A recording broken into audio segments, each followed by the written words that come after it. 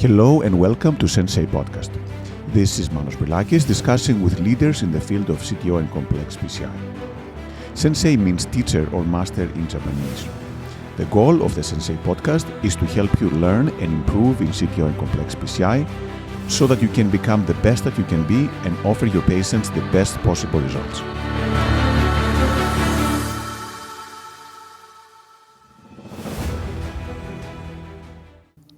Hello everyone and welcome to Sensei podcast. It is my great pleasure to introduce Dr. Mirvat Alasnag, who is the director of the military hospital in Jeddah in Saudi Arabia, great complex PCI operator and a great friend. Mirvat, thank you so much again for being on the podcast today. Manos, thank you for having me, and it's lovely to be with you. Wonderful. Mirvat, how did you become an interventionalist, first of all, and second, a complex interventionalist? Was that something easy, something you always wanted to do? How did it happen? So I always wanted to do cardiology. Ever since I was in medical school, it was something that really fascinated me as early as medical school. But I actually, when I went to the States to train, the initial plan was I was going to do imaging. But when I was doing my general cardiology fellowship rotations in the cath lab, from the first rotation, I knew that the cath lab was my place. And I was like, nope, changing plans. This is where I'm heading. And then my training was in Michigan. So, home to mechanical support and CHIP and high-risk PCI. So we did a lot of procedures there and got to learn that it's really a lot more than skill set. It's judgment. Who are the patients that you take? How do you strategize and plan? And so that's the cerebral part of it is what I enjoyed a lot. Wonderful.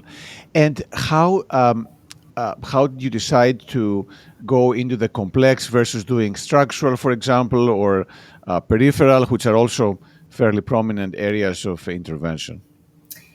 My training did include some peripheral and structural, and I still do some of it in practice simply because of need. This is the area of need. But my passion remains with complex coronaries because that's honestly where we've registered a lot of outcome benefits in these patients. So all these patients that are coming in with an acute coronary syndrome and the conversation that we have with our surgeons, who are the patients that are eligible for surgical revascularization versus percutaneous, I think that's where my heart really is set, is those kind of conversations and those procedures. Wonderful. And who were the people that influenced you the most? You worked with some great people, but who were the people that gave you the most inspiration to get to do what you do right now? So, I did work with the Ted Schreibers of this world when I was early in training. And then in all fairness, when I started practice, a lot of, I graduated more than a decade ago. So a lot has changed in the last 10 to 12, 14 years since I've been in practice. We're adopting intracoronary imaging a lot more. Bifurcation strategies have changed. How we approach left main. And my boss and my partner in the cath lab, Dr. Khalid Al-Shaibi, is honestly the person who's inspired me the most because he goes through the process of thinking and building his, experience and skill set, because I quickly learned that what I graduated with is not necessarily what's going to be practiced in 5-10 years, and you have to continuously be learning. That I learned from him, in all fairness. Wonderful. And that's absolutely true because many things change over time. How about your approach to cases? Do you get anxious or nervous before the complex procedure? How do you manage that? How do you feel? I get anxious with almost every procedure, especially the high-risk ones. And I think what makes me feel better is when we do have a transparent discussion with the patient and the family. They understand the risks that are entailed, but also reassuring them that this was not an ad hoc decision, that we have involved a multidisciplinary team. The surgeons were involved in the decision-making. And that there's a plan forward, what we're going to do in terms of intensifying guideline-directed medical therapy in addition to the revascularization and so on. Perfect. And how do you prepare for these cases? Do you have a routine? So I study the films over and over. A lot of these high-risk procedures are not ad hoc unless they're coming in with a full-on STEMI. But studying, discussing them, and just kind of recollecting, what you've learned from previous cases and previous experience. I think that's really how my approach is. And I try to make sure that I don't miss, what they call the forest for the trees. So I want to make sure that I'm giving my patient a more comprehensive plan. So have I planned an AICD post revascularization? Have I planned guideline directed medical therapy? Have I planned outpatient follow up when we're done with this? And I think that's what makes me feel more comfortable when I'm doing these kind of cases. Perfect. And do you have any cases, good or bad ones, that have stood out over time that taught you the most? I remember one of my first Impella supported devices. It was when I first came back from fellowship and I was in practice. I'm a tiny little person, and so I walked into the room where I have a tiny little old woman that had severe left main disease, pulmonary edema, and we needed to go in and do her. And I walk into the room, and there are like 7 of her sons there, and they're all like much bigger and taller than I am, and I was really taken aback. But soon after you start the conversation, they start to ask you questions. They start to recognize that you are answering appropriately. You know what you're talking about. You're well versed in the data and the procedure itself. You have a plan in place. They start to trust you. And so that is a case that I remember very well because it really taught me to have a proper conversation with the patient and family. And eventually they became my advocates. I mean, they're the ones that are referring me patients now, my own patients. Wonderful. And again, sometimes I think, here in the US, sometimes have the opposite problem. We don't find enough family members to talk to. So it's a little different, different issues. But how about when things don't work out? If procedures fail or if a complication happens, how do you deal with those issues? We are in a procedure related field and complications are bound to happen. Does it affect me? Does it, do I get depressed? Yes, I do. And I think that it's healthy to go through the emotions because it keeps us grounded and it keeps us real with every case that we walk into. What I try to do is initially not think about the case and just decompress, just spend family time, just and so on. But then I do want to come back when I'm a little more relaxed and more objective and revisit the steps and what happened. What could I have done differently? You need to have a very safe environment to work in where you feel like you can bounce these kind of cases off your colleagues, get their input as well, and see what they would have done differently. And I think, fortunately, I work in a place where I'm comfortable enough to go to my colleagues, my seniors, and talk to them and tell them like what could have been done differently, how should I have planned it differently, and so on. Sometimes you don't find anything that could have been done, and sometimes you do. Wonderful. And then how about the other people that you're teaching, fellows or other colleagues? What do you find the most difficult thing to teach to people? I think teaching them judgment because, in all fairness, the new generation are in a rush to just get their hands busy and to just do cases. But to teach them to stop, slow down, think. It's more of a thought process than it is a skill set than just passing wires. What are you going to do when you put this wire there? And I think that's the part that I find the hardest. They're very eager. They want to come into the cath lab. They want to get their hands dirty and do the procedures. But the thought process and the judgment is the part that really needs work. And how important do you find the dexterity, the manual skills? People who are very talented, gifted in their hands, are those the ones who will be the greatest operators, or is there less of a correlation? No, the skill set is important. I mean, we do see trainees in general cardiology who come to the cath lab that just don't simply have that tactile, they're not facile with their hands and, coordination with the eyes and so on. So I think it is a basic requirement that they have that technical skill set and so on. But it's not enough for them to be a good interventional cardiologist because, we're not robots at the end of the day. We're physicians, we manage patients as a whole.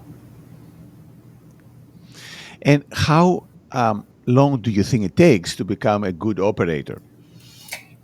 I thought about that a lot when I have my trainees, and one thing I've learned is it's really variable.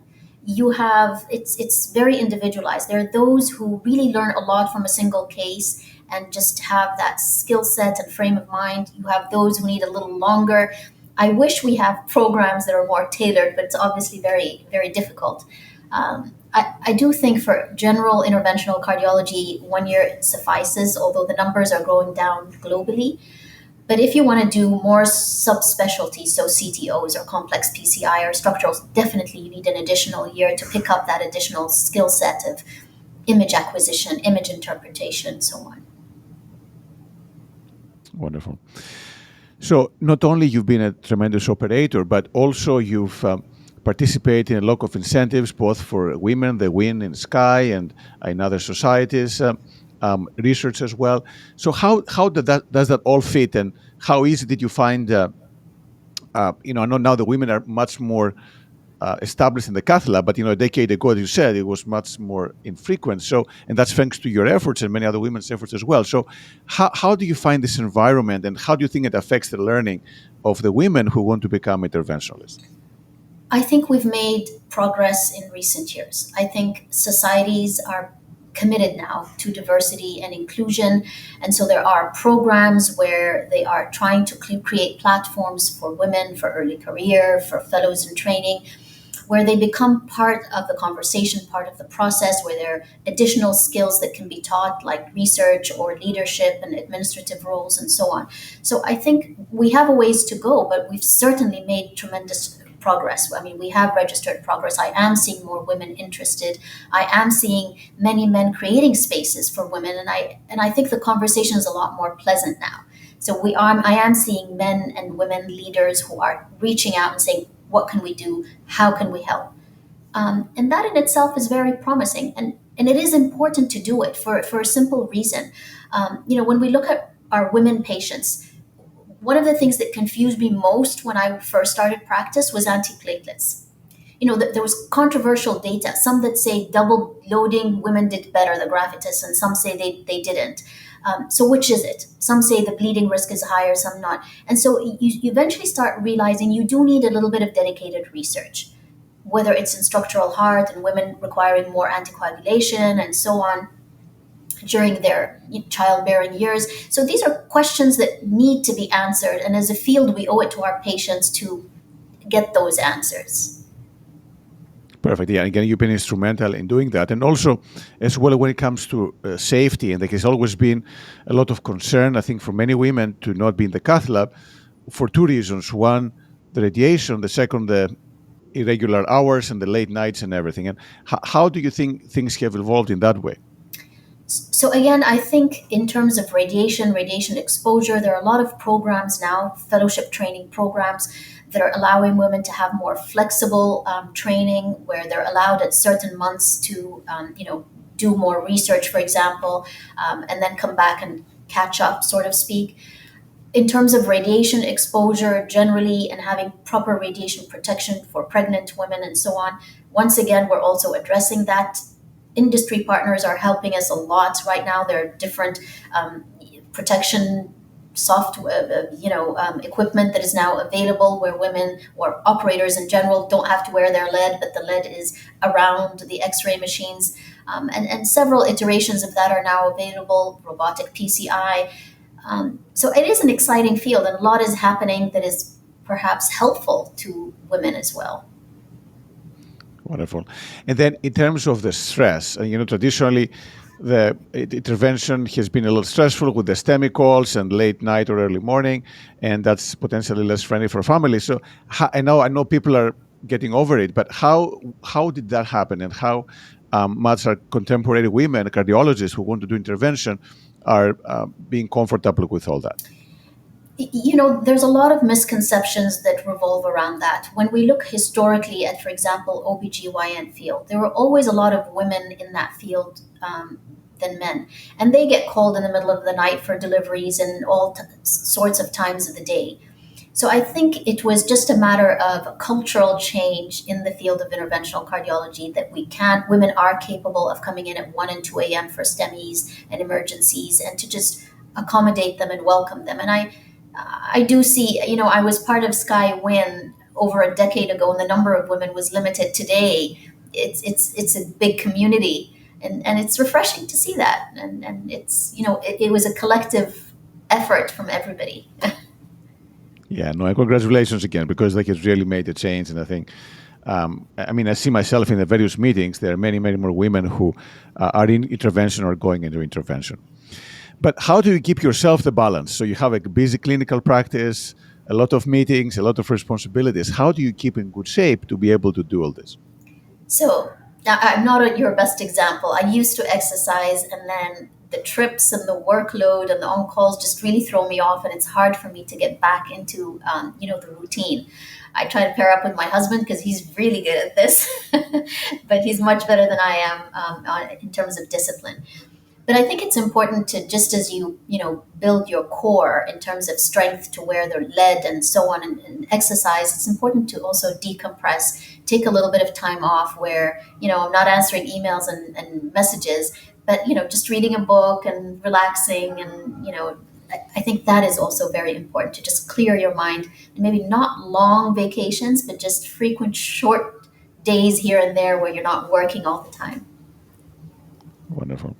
And then, how many hours do you sleep every night? So again, I'm not your best example for that because I do a lot of meetings with US based societies and committees. And so you find me waking up at 1, 2 a.m. to attend a 1 hour meeting here and there. But I do, generally speaking, I try to sleep early and wake up early. And my most productive time is early in the morning. That's when people get my emails from me. That's when I'm firing off all those emails. So that's really my sleep routine. Try to sleep early, wake up early. So impressive, trying to balance everything with the time difference. That's amazing. How about any favorite book or movie that you have?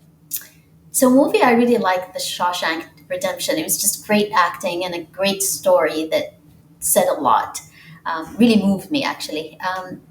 Book, we had to do a lot of reading when we were in school, but the one book that's non-cardiac that I liked was like Seven Habits of Highly Effective People. It's gears towards self-development and self-growth and what you can do and not taking things for granted. So I really, really like that book, and I recommend it for folks. And do you find it easy to apply the lessons for the personal public victory? Try. Not as easy, but it tells you to look inside and keep growing and not take anything for granted, really. And that's, again, that's a thing for everyone, makes perfect sense. Now, in terms of things in intervention right now, in complex PCI or PCI in general, what excites you the most? I really like the way we're able now to do a lot of intracoronary imaging to strategize. I'm really excited about this FFR CT that's allowing us to, before we bring the patient or virtual stenting, look at the anatomy, evaluate it, and you're already having a conversation with yourself in your head before the patient even comes onto your cath lab.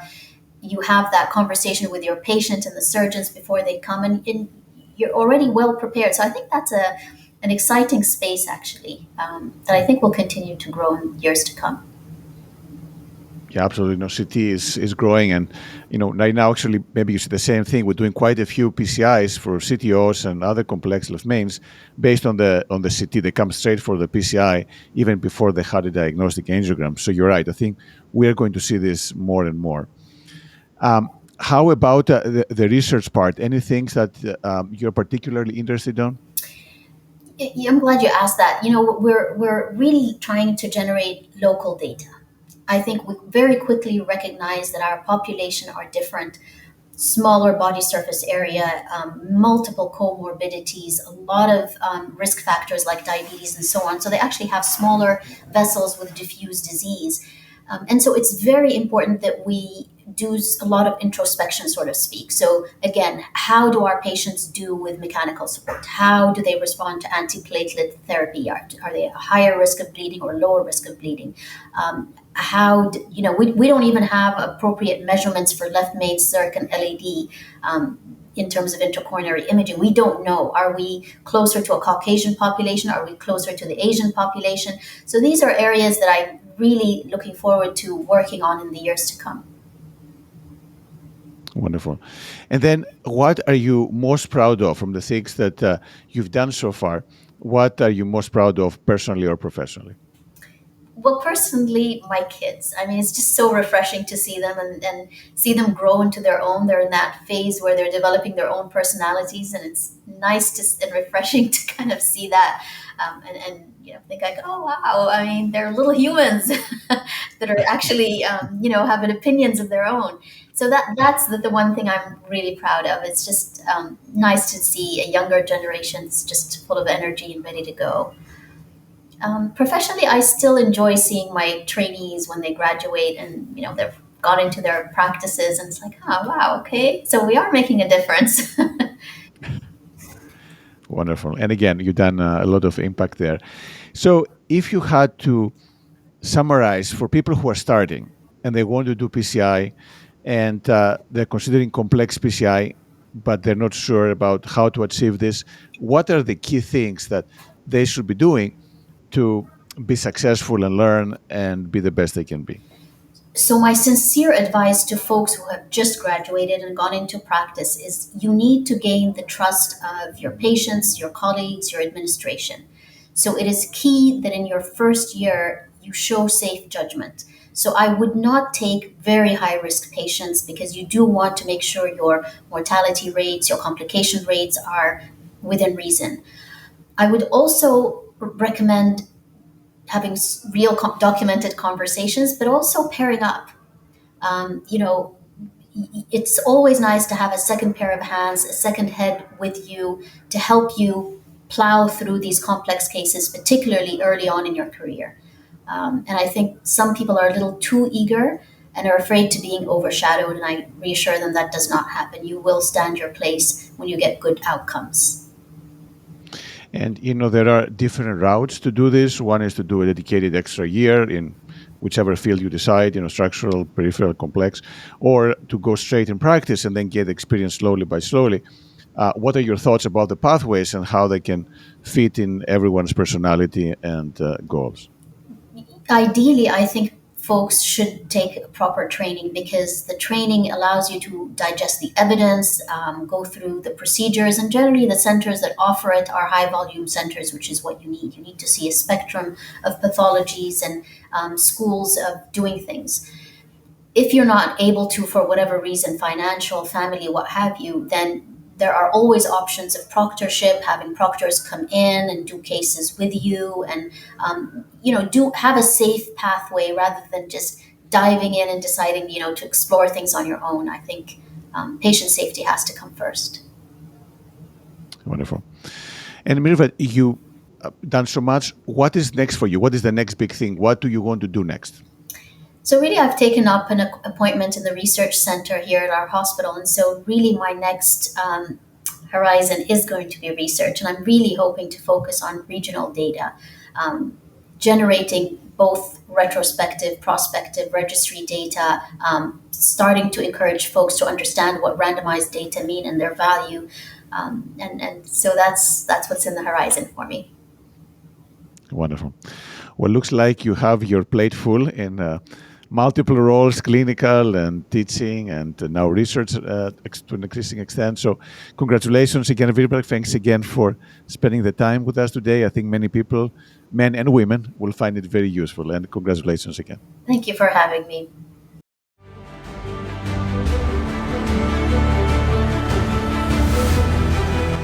Thank you for listening to the Sensei podcast.